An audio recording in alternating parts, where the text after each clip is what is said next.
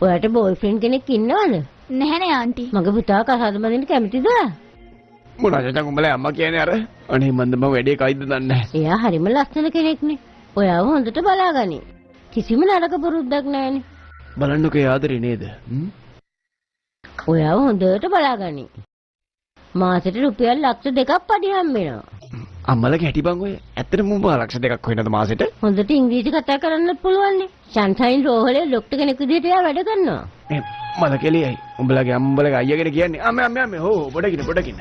මේ යන්නකෝ මං කීයද අහන්නකෝ. ඒ මේ අතාරිනවා. මොනවද මේ කරන්නේ? මං ආදරේ කරන එක අයියට සෙට් කරන්න හදන්නේ. යනවා යන්නේ. මං ඔයා විශ්වාස කරන්නේ නැහැ. බොරු කියන්න එපා. අයියෝ මගේ කියලා ආදරේ අම්මේ. ඈ? ඔයා එළමෙට කිව්වද? ඒක තමයි ඔම්මේ නන්දිට කිව්වේ ආද? නෙමෙයි නිකා ඉන්න මං කතා කරන්නේ. එයි අතාරිනවා. එන්නකෝ අම්මේ එන්න.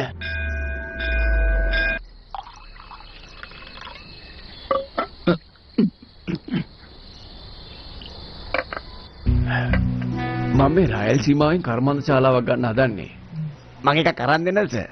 එපා. ජපානයේ මම දන්න කෙනෙක් ඉන්නවා. එයාත් එක්ක මේ වැඩේ කරන එක ගොඩක් ලේසි. ඔව්. මේක දැම්මොත් එimhe රැකියාව 7000ක් එනවා. හරි ලේසිනේ. මිනිස්සු කීයකට උදව් වෙනවද? දන්නවද? ඔතනින් පවුල් 30000කට වැඩිය එයාලගේ බඩගින්න නිවන්න පුළුවන්. ඇත්තටම සර් මාරයි.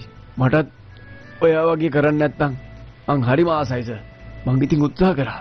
ඒ වුණාට ඉතින් මේකට බාධා කරන කෙනෙක් ඉන්නවද? කවුද එහෙම කරන්නේ?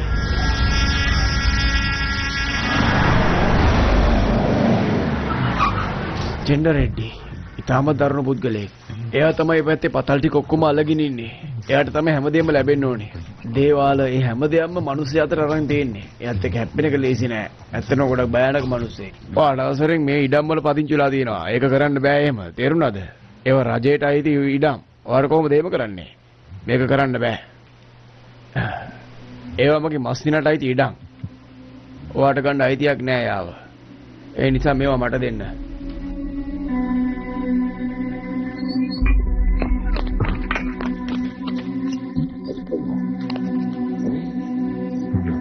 එයාගේ මස්සිනාව ඉතා සාහසික ලෙස ඝාතනය කරලා තිබ්බා.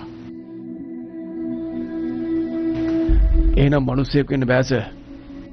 ඒ වගේ මිනිස්සු මේ ලෝකෙට හරියන්නේ නැහැ. අයින් කරලා දාමු සර්. අපි බලමු මොකක් හරි. ප්‍රශ්නේ තමයි මගේ හතුර වෙන්න හදන්නේ. මගේ බෑන තේරුණාද? මට පුළුවන් යාව ආරක්ෂා කරගන්න විතරයි. හැබැයි ඉතින් ඒව මරන්න නම් බෑ මට. මගේ අයියාගේ දුවට ඒ මිනිහා නොසෑහෙන තරම් වද දෙනවා. ගොඩක් පව් එයා. දුක් විඳිනවා හැමදේම. මට දරා ගන්න බෑ මේවා. මොකද උනේ පුතේ? මාම කොහෙද? මොකද්ද උනේ කියලා කියන්නකෝ. මං එහෙම මාම